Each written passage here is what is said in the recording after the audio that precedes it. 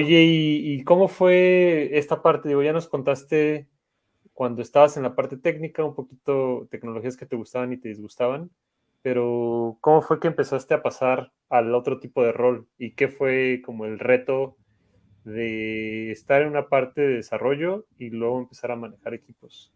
Ujú, ujú. Yo creo que fue bastante orgánico, digamos. El, hay, hay una cosa que siempre he tenido como la iniciativa y creo que me sale como bastante natural el como querer proponer, ¿verdad? Entonces eso a veces ayuda a que si uno puede, no sé, si uno se entrena en su propia cabeza como para ver por dónde va el camino, ¿verdad? Del proyecto, la cosa que está sucediendo, si uno logra atinar en la dirección correcta, eso puede hacer que la gente busque seguir ese camino también, ¿verdad? Que va por ahí. Entonces, a veces era muy típico. Recuerdo que en un momento éramos en un proyecto 4 personas y literal habían puesto a alguien nada más como a liderarlo. Y recuerdo que yo llegué y, ¿verdad? Como antes del kickoff del proyecto, y lo metí hacia un cuartito y fue como, yo creo que hay que hacer esto, esto y esto, y que fulano debería hacer esto y sutano tal cosa. Y por dicha era de esas personas que no son, pues era un buen líder y vio que yo lo que le estaba proponiendo era razonable. Fue como, bueno, hagámoslo así.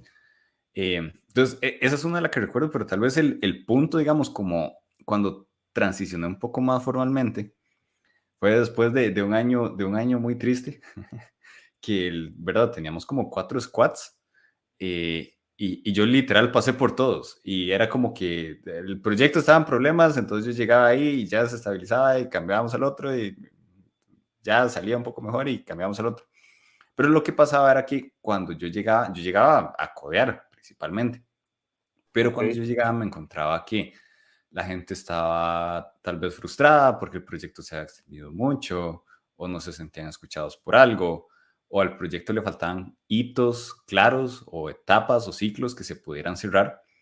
Entonces yo como parte de mi entender el contexto del proyecto y no solo el contexto técnico, sino a nivel del equipo que estaba sucediendo. Entonces, en todo lo que llegaba a hacer más bien era como buscar cerrar etapas y cerrar entregas y así para que el proyecto se pudiera completar. Entonces ya en ese punto, digamos, como después de una seguidilla de estar ahí apagando incendios un poco, ya ahí sí empecé formalmente, ¿verdad? Ya como liderando algunos de esos squads. También en ese momento los squads no tenían como un líder formal también, era como ahí el que saliera, ya luego fue como un poco también lección aprendida del equipo de que sí hacía falta a veces, no solo como alguien que gestionara el proyecto, sino de verdad como que ya ayudara como a liderar el equipo. Y fue muy, muy curioso también porque el primer momento en el que me tocó ya hacerlo así, formal, ¿verdad? Diciendo de que estoy gestionando el equipo, fue, estábamos como a 2 semanas de hacer la transición, pero el que estaba gestionando el equipo en ese momento iba a ser papá. ok. Y el bebé se adelantó 2 semanas. Entonces, cuando íbamos a hacer el pass down, así digamos como que hoy es viernes y el lunes íbamos a hacer el pass down, llegué el lunes y ya, y ya, Ya no estaba. ya no estaba fuera por licencia de paternidad, entonces, y había planning y todo, entonces fue como, bueno, muchachos, vamos a ver qué hacemos aquí. Y así fue, bueno. Listo. Oye, ¿y era el rol, o sea, era como project manager, product manager, o hace rato me mencionaste como tech lead, Sí, ¿qué era o era una mezcla de cosas? el, el- siempre de verdad se quedaban algunas cosas de startup, entonces, digamos, al inicio en el que yo estuve más tiempo era un mix entre tech lead y project manager, principalmente. Pero también un project management bastante lean, en realidad, digamos. Para mí era mucho, ¿verdad? De como que la gente pudiera colaborar bien, que estuvieran bien. Y la parte propiamente como de las ceremonias y cosas así, siento que era poquito. Uno sí lo hacía, ¿verdad? Porque uno sí facilitaba la planificación o cuando había que hacer como el scope del proyecto, entonces uno ayudaba en esa parte.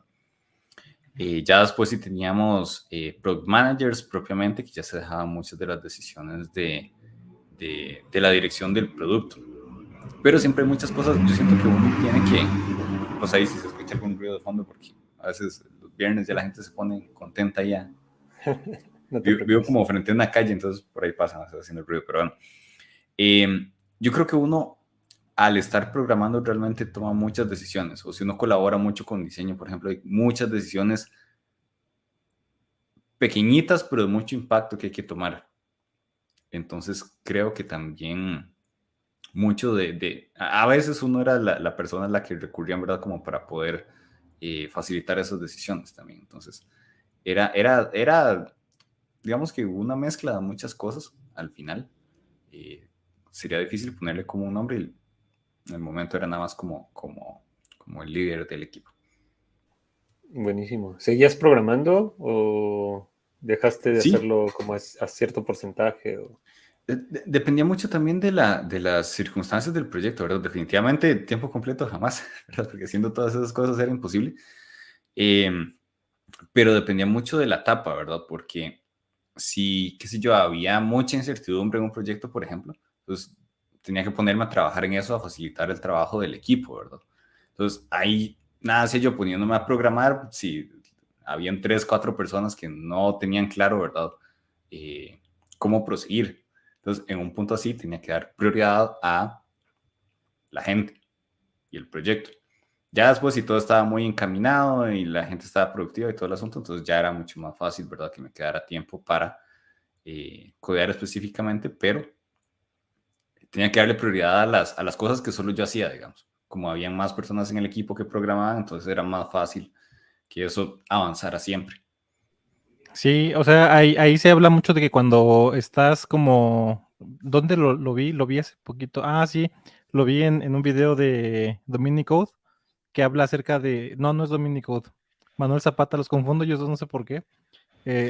Habla de 7 aprendizajes que tuvo como líder técnico y habló mucho de eso, ¿no? De que en tu transición al líder técnico, a muchos lo que más les gusta es programar y entonces durante esa transición pierdes mucho menos de la mitad de tiempo de lo que programabas, ¿no? Entonces ahora tienes otras responsabilidades y algo que decía muy bien Domínico es que, de otra vez Domínico, Manuel Zapata, es que tu rendimiento ya no es individual, sino tu rendimiento se mide a través del rendimiento del equipo, ¿no? Entonces tu equipo es el reflejo de cómo andas tú como líder técnico, ¿no? Está buenísima esa experiencia, Pablo. De hecho, les voy a poner por aquí el link al live que tuvimos con el buen Chris en Coderos, que hablamos como que hora y media de eso, ¿no? ¿No, Pablo? ¿Una Algo hora? así, yo creo. Sí. Y regresándome a lo que estaban hablando hace rato de la configuración, creo que es el pain de muchos desarrolladores. Quería compartir una imagen que vi hace rato.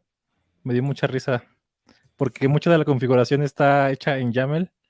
Entonces me da risa esto de que YAML es yelling at my laptop, ¿no? Que no sé, Terraform, Alex, ¿con qué lo configuraste? ¿Con qué lo estabas configurando? Yo creo que era YAML. Exacto, entonces, YAML es un poquito una combinación entre JSON, o sea, es JSON y Python,